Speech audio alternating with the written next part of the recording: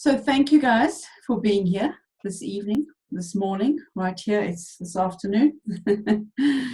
And welcome to this webinar. The webinar is about the 3 assumptions that as a parent, you really need to ditch to be able to create the space to connect with your teenager. Because with these assumptions that we make, and we've been taught them, so it's very hard to even notice them.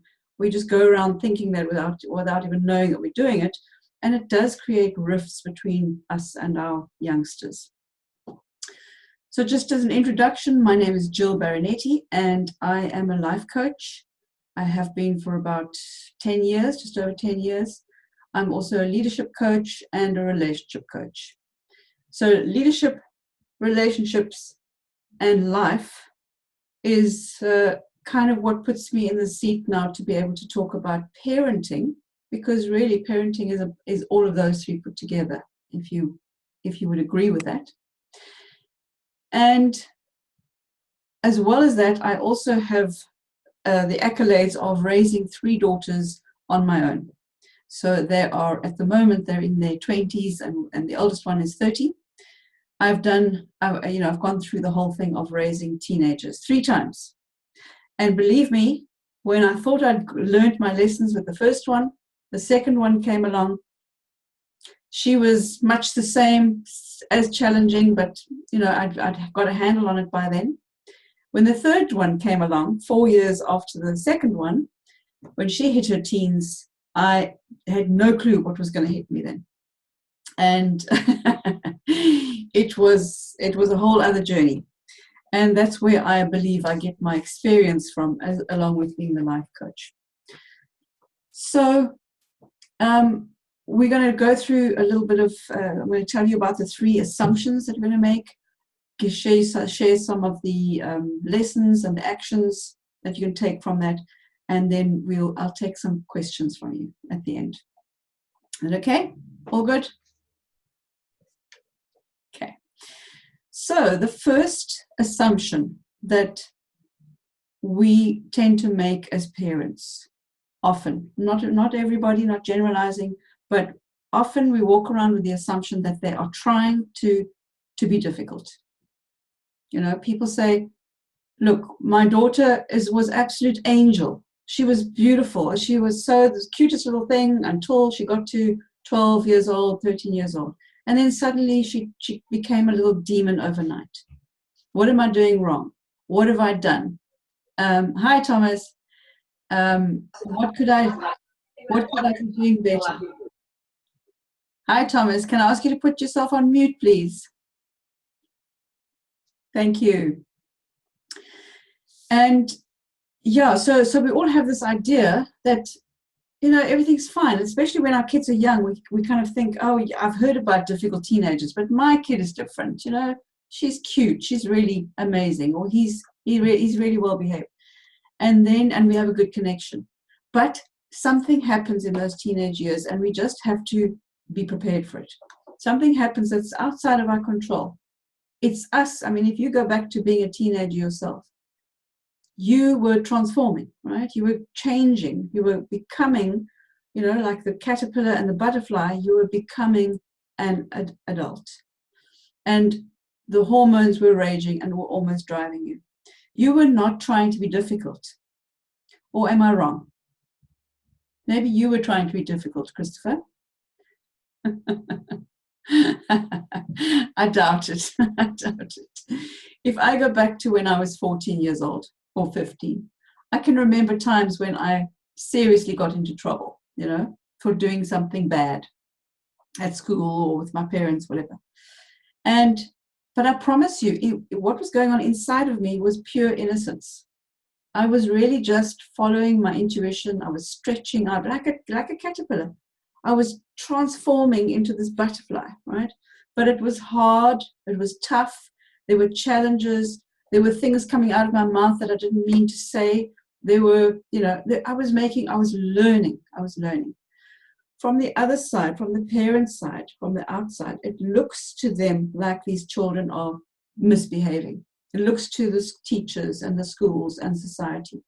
So that's the first assumption We really, really need to let go of that. We need to really get that everybody just does what they want, does their best every step of the way. And that includes the teenagers when they're going through their difficult years. So if we can get that out of the way, the next thing to do is when your teenager starts acting out, doing things they shouldn't be doing, first ask, well, after you've dealt with it, but first ask yourself the question, what are they trying to do? What's their positive intention? Because we know they always have a positive intention. The second assumption is that we think as adults, because we're adults, we're smart, and they're not. Yeah, I know that we know everything and they know very little, and that we have to teach them everything. They're an empty vessel and we have to fill them with knowledge, right, and wisdom based on our experience, which is based on other people's experience and what they taught us. But if you actually look inside of yourself, you'll also see that the wisdom that you've gained is yours. You know, you're looking out through this body, through these senses that you've got, and you're looking at the world and you're gathering information all the time. Again, I ask you to put yourself back to when you were, let's say, 14. Let's just go with 14. And think of something that you did, something that you were doing, maybe you got into trouble. Were you really coming from a place of complete ignorance? And again, I would say most of the time, if I look back into my own self, I will tell you quite clearly, even when I was 12, when I was 13, 14, and beyond that, there was a lot of wisdom in me. There was a lot of sense, common sense, intuition. I could see what was going on in the relationships around me. I could pick up what was going on. I could work things out. I could make choices. I could make decisions. I could walk down a street and know that if I went to the right, there was something funny going on there. So maybe I should stay with the left because my intuition was active. So that's the second assumption, that, you know, patronizing our children by assuming that they know less is not doing anybody any good, because it's kind of stunts their growing and it doesn't get anybody anywhere. So my proposition to you in terms of what to do about that is start to really listen to your teenager. When they have something to say, even when they're in trouble, you know, they're having a bad day, or they've said something out of turn, or they've sworn, or they've been sulking, or whatever it is that they're doing, start to ask them questions, because that's the best way of engaging somebody, is just by asking them a question. So what were you trying to do by doing that, honey? I mean, what was it that you were wanting to do? Or, you know, what do you think will happen if you don't do that? That's a lovely way of starting to engage with your teenager and getting the conversation flowing. Really, really listen. In the coaching world, we talk about a 30-70 rule, that as a coach, we should be talking no more than 30% of the time, just as a rough guide. And I think it's the same when you are coaching your teenager. You know, when you're in that space, when you want to help them grow, develop, learn, support them, coach them, ask them a question, and listen, really listen to what's coming from them, because the other thing is we assume that we know what they're thinking, but it's not possible. So it's about allowing them to be themselves by really, truly listening to what's behind it. The third and last assumption I'm going to share with you tonight is that society knows best. Authority knows best. The school system is right.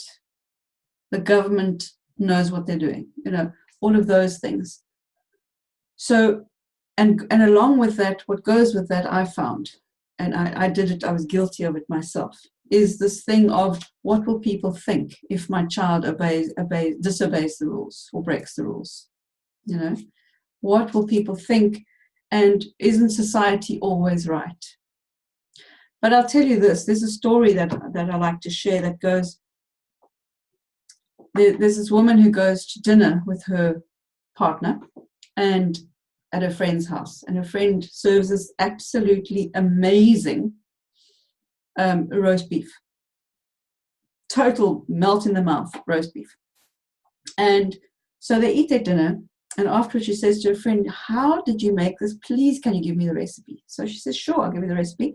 You basically take your beef and you cut off the two ends.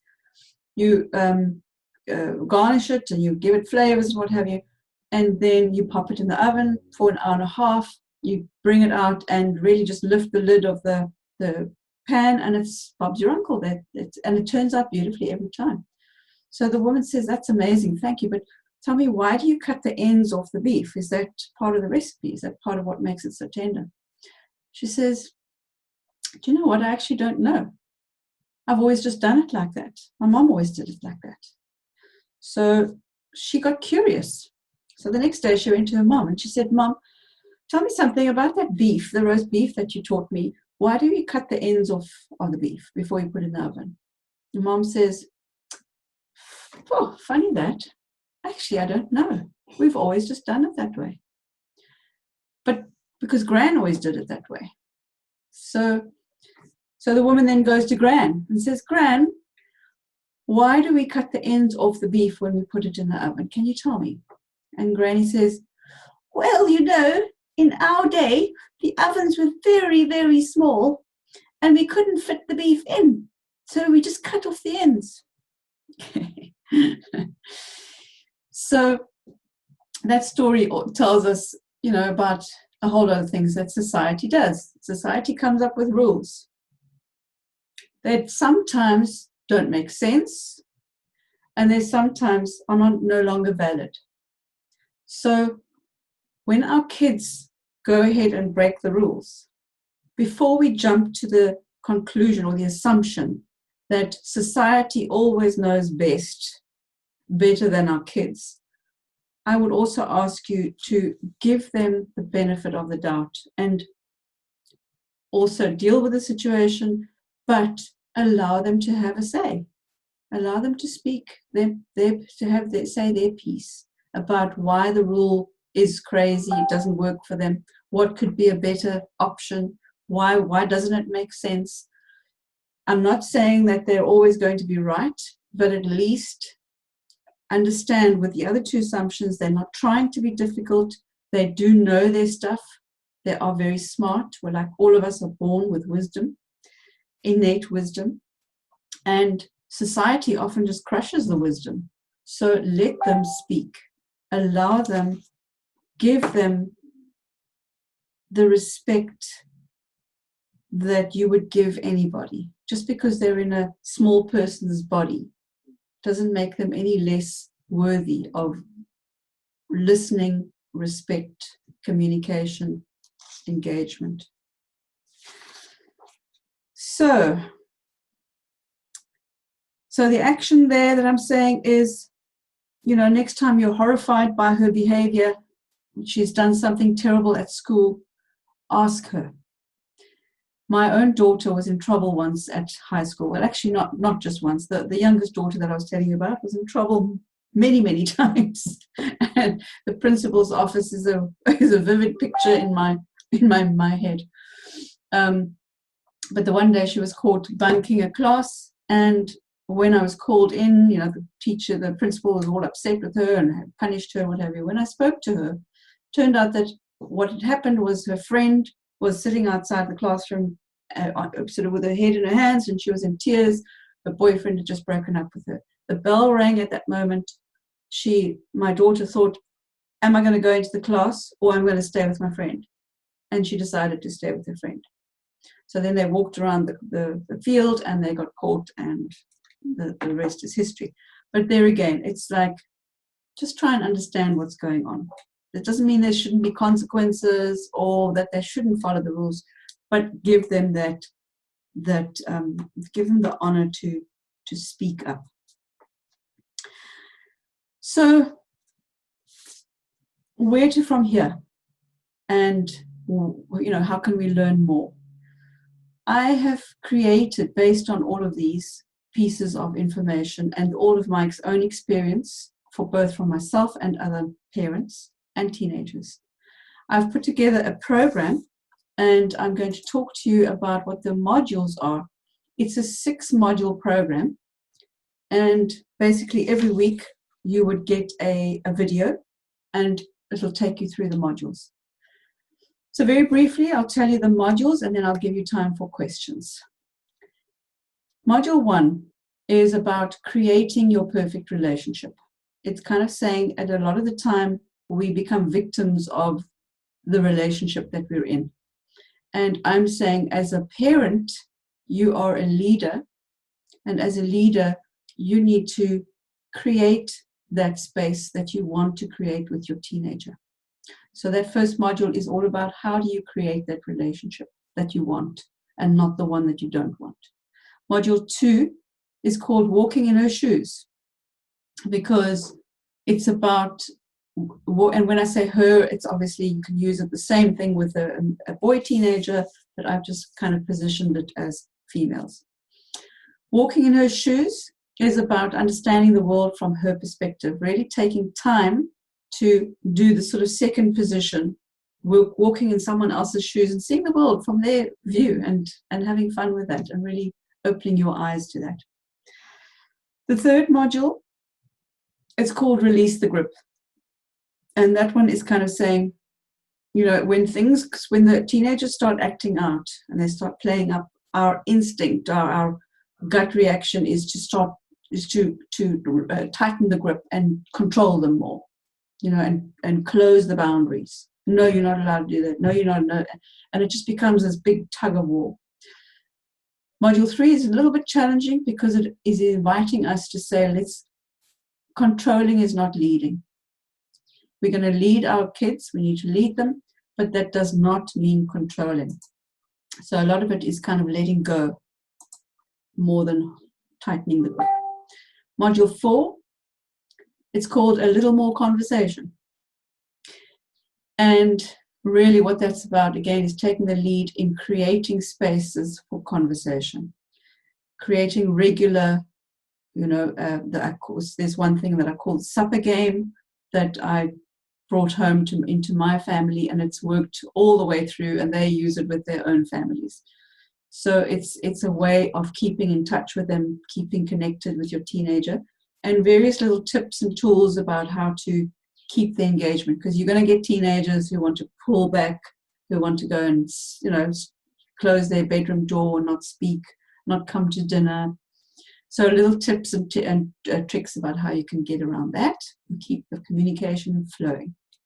Module 5 is house rules, because having said everything that I've said already, also to say that it doesn't mean that you just ditch all the rules.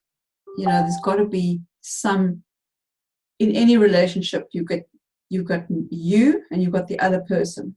And you and the other person are always going to be different. But when it comes to the two of you together, there needs to be a space in the middle where you have sort of agreement on behaviors, rules, boundaries, the what ifs, the consequences. The difference here is that it's not your house rules, it's the collective, it's the rules of the house, not mom's rules, not teenage daughter's rules, but the rules of the house, and all of us get an opportunity to contribute to those rules and to agree on the consequences. Okay, again, it's not a fix for everything, but it's a nice way of sort of saying, there's the house rules, you know the rules, that's what it says up there. We can't break it, and that includes me as the parent. And then the last one is, the last module 6 is about understanding what drives her. Because if you can understand what drives her, that everybody's driven by different things, they may not be driven by the same values as we are.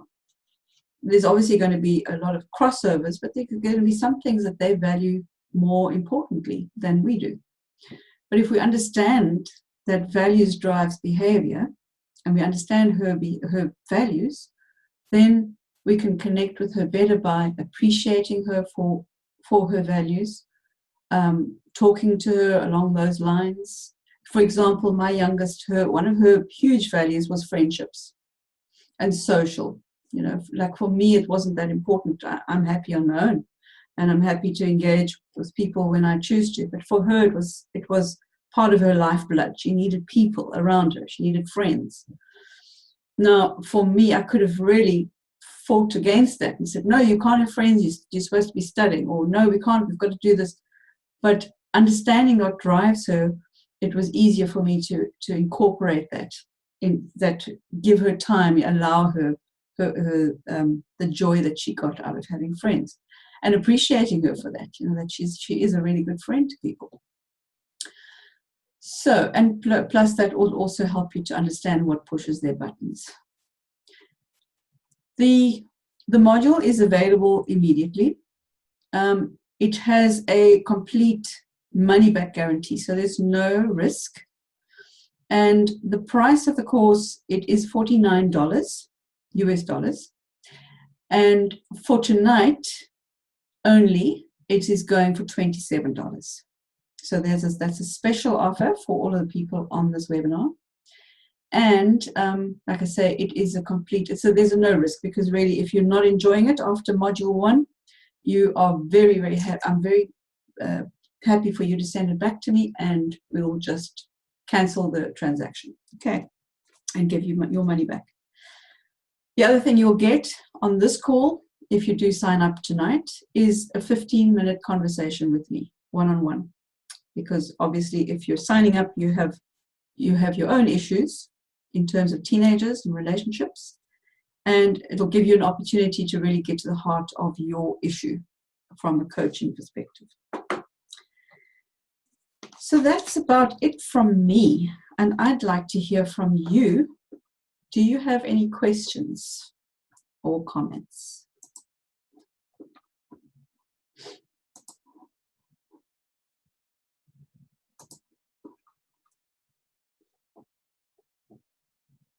I have a question. When it comes to, you said this is all directed to female teenagers, but you can use it for males. Is there any, do you give special instructions, any different instructions, or is it all meant to be general enough to apply to both? Yeah, it is general enough to apply to both, because it is very much, it's not about being a male or female. It's about where these experiences come from. It's about where the wisdom comes from. However, because of my own experience, I can't go away and say, well, I know, I'm good. I know how to raise teenage boys, kind of thing. So that's the only reason, because I have 3 daughters. But so people do, I do coach people who are parents of boy teenagers, and it's very much the same thing. Yeah. And while we're on that topic, Christopher, thanks for asking, is a lot of people have also said to me, this applies to any age, actually. Yeah, okay. Yeah, well, all the concepts that you say, I just turned 20, and that's stuff that I'd still be working out with my parents and with other people. It's just in general relationships, really. Yes, definitely. And were you able, from your perspective, to connect with it in terms of being a male and listening to what I was saying? Yeah, definitely. Yeah, I just wanted to hear what your opinion was on that. Yeah. As I say, I think all of these apply to any age, any relationship. It's just about how we go around with these assumptions that we make about other people that gets in the way. And then when it comes to our teenagers, we think we're really right because we're in charge. I'm the adult, you're my child. I know best. Yeah. It doesn't always work that way. 20-year-old, you tell me. That's right. I know what I'm talking about. My mum specifically, but I still have my issues with my parents about that, where in the end, now it comes to the point where we agree to disagree on different things. Right. And Yeah. And do you have younger siblings? I have one. So I'm one of 6 children, actually. Whoa. So your mom Yeah. must be really experienced. Yes. Well, her parenting style did change. By the time I got to 15 or 16, Yeah. I could look back and go, my eldest sibling didn't get this or whatever. Like, Yeah. okay, I like this. Yeah. Because the thing, I mean, you think about your mum and all of us, when we get to the age of having kids, we, you know, we've got to learn the ropes as we go along. And Yeah. Jenny, you know this very well. You've done it 4 times. So you've got to learn the ropes as you go along about child development and all the rest of it. And then when it comes to teenagers, who teaches us? You know, who tells us? Hello, Abby. Who tells us what's really going on and what, you know, what we need to be doing? We have to make it up. And then we look at other people, we look at society, we look at authorities, and then we follow their rules automatically. Yeah, that's right. Because we Yeah, feel when you said we unsupported. follow, sorry. Because we feel unsupported, so we need to. Yeah. Yeah, what you were saying about following society just because that's how it's done, that's so true. And that's, as you said, all these concepts, you're applying them to uh, raising teenagers or children in particular, but as you said, it applies to any age and any relationship. Yeah. Yeah. It's so good. Great. Thank you, Christopher. Any other questions? Comments?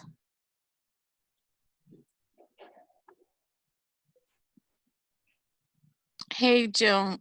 Gil, sorry. I would have been more involved, but I've got...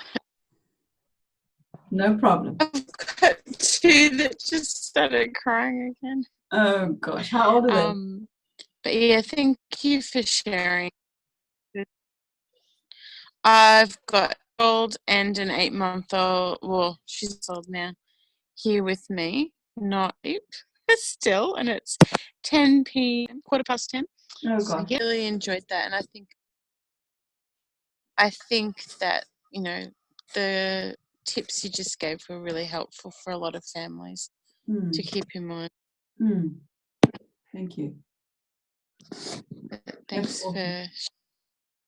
Thank you for attending. I really appreciate it, because especially being in your line of work and with your interest, I think that, you know, they really go hand in hand, don't they? Yeah, absolutely.